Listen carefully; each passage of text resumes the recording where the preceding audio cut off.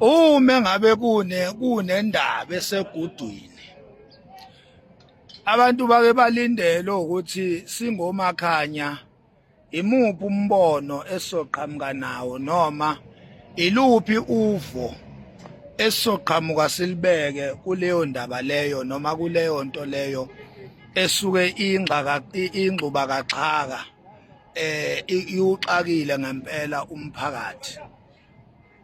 Singomakhanya ke siye singalenzi iphutha lokuthi ngempela singayilethi solution ngeinkulumo zethu ezakhayo ngoba vele kuyaziwa nje ukuthi singomakhanya singabaholi la eSouth Africa. Izwi lethu masilithumela lifika qathatha la suke silithumela khona futhi linamandla izwi lethu singomakhanya. So I would like you to take this initiative by putting my effort on bringing the solution on the matter at hand right now. The matter that I'm going to address is the matter concerning taxi industry as well as the society, which is the community that uses taxis as their transport. Angazi noma ke ngikhulume ngesilungu ngoba lokho ebengisakwenza bekusayisendlalelo nje usawubufakazi bokuthi ngingasithula ispeech esifunekayo ngelanguage lena ye-English uma ngabe ngempela isimo siphoqa. Angazi noma lento nifuna ngelanguage ye-English yini noma nifuna ngolikaMageba lona lolu engilikhulumayo. Kodwa ke ngoba ngikhuluma neSantakho iqhaza lezi engafundile iSantakho awuthi ke ngikhulume ngesizulu kona bezongizwa labo ndlebe kazizwa laba amadleba empty lawa ekuthiwa iSantakho ngifuna bangizwe kahle la. Uyabona Santakho uma ngabuhluleka ukusevisa umphakathi uma uhluleka nje ukusevisa icommunity sicela usifutsekele futseka nje ngempela ngoba futhi uma ungazifutsekeli wena icommunity izohlangana izomobilize icommunity ebisikufutsekisa kabuhlungu kanzima ngoba phela iqiniso lithi i-taxi industry ayiyona ingozi kune community. Asikuphinde ke lokho singomakhanya ukuze kungene noma igonogono zigcwele amadlebe kulenja lekuthiwa iSantakho kodwa izwi lami lizopenetrate lezo gonogono liyofinyelela phakathi kulabo senseless hate ekuthiwa iSantakho.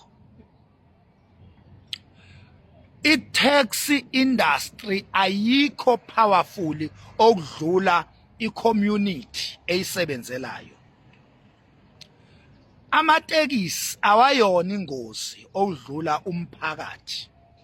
Lokho ngifuna nikuzwe kahle. Uma ngabe amateksi edume ngokuthi ayabulalana ayadubulana asuke ebulalana wodwa nakhona basuke bezumana nje. Amagwala kabi lezintsha lezi zisuke izumana njena kuthunywe amagwala lawa ekuthiwa zinkabi imsoni amagwala alikho igwala elinjengenkabi eSouth Africa nje ayikhisha eyigwala njengalenja ekuthiwa inkabi.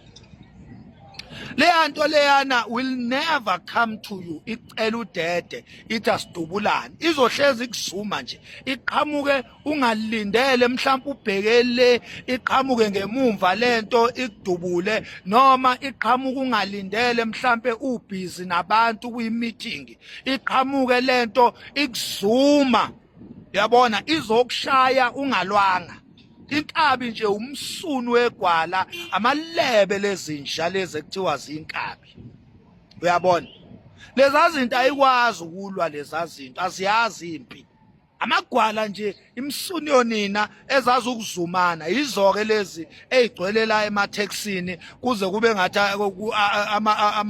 taxi industry ingozi. Akho ngozi nix laphana, imsunu nje yeinkabi, amagwala ezinja lawa rubbish lezinja lezi, uyabona. Ama owner ama taxi abazilutho ke, imkhufefeke leyo. Azazi lutho lezo zinto lezo ngokulwa, azazi lutho ngempela. Ingakho phela ithumela sithumela inkabe ngoba zona ayikwazi, azazi lutho lemsunu le, azazi ukuyibambela. Mangathi nje ione lodwa liphume ngilisakaze ngempama, ngeke iphinisele nokuphinisela lento ngoba ayikwazi ukulwa lento. Izovela ithumela inkabe, amagwala lawa inkabi lezi ezizumayo, thumele zona izinja lezi ukuthi azingizume ngevolovolo. Yona into abakwazi ukuyenza ke leyo.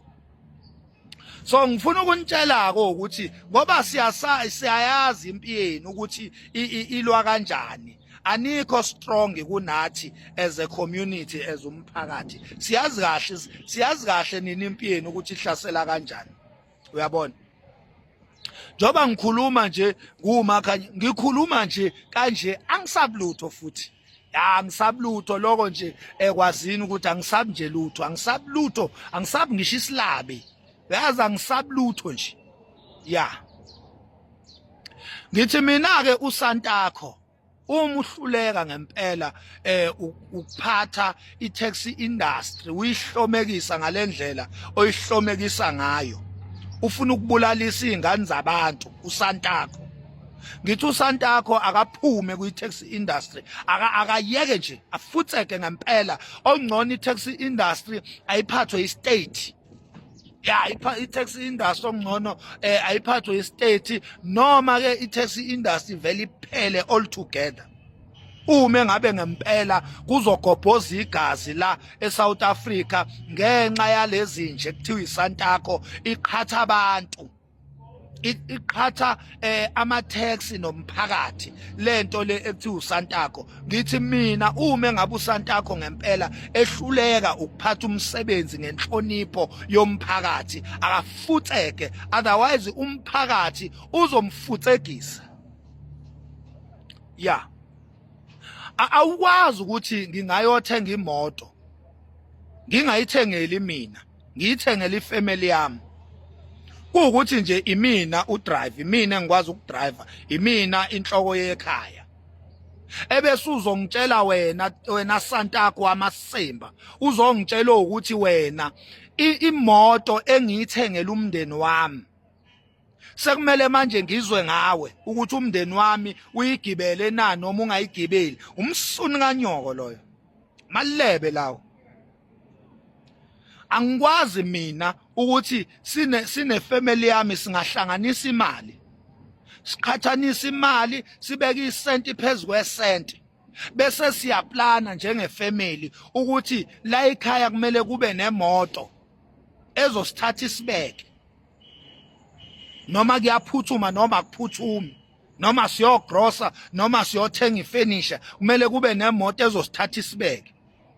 Ebese kusuka imgodoyi ebizwa ngokuthi iSantakho izongishayela umthetho ngemoto yomndeni wami, ngemali esihlanganisile as a family, saplana ukuthi siphuma kanjani kwi-challenge esibhekene nayo as a family.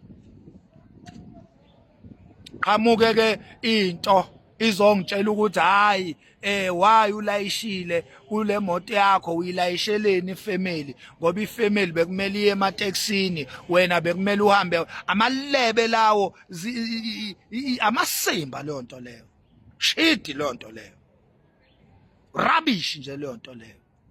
Mina noke nikwenze lokho kimi, mina anoke nihlangane nami nenze lowo masimba lawo. Mina nokudubula, mina dubula, yabona lamasimba enilonwenza niloni jahana la endleleni, mina ngiyokudubula, mina ngeke ngilongibale, mina ngiyomisa imoto ngikubuza ukuthi ufunani, u-aphu vele selisesandleni, faka u5 bullet mina, ngoba amasimba lento eniyenzayo, uyabona. So bengithi nje anginitshele lonto leyo, kade nyanya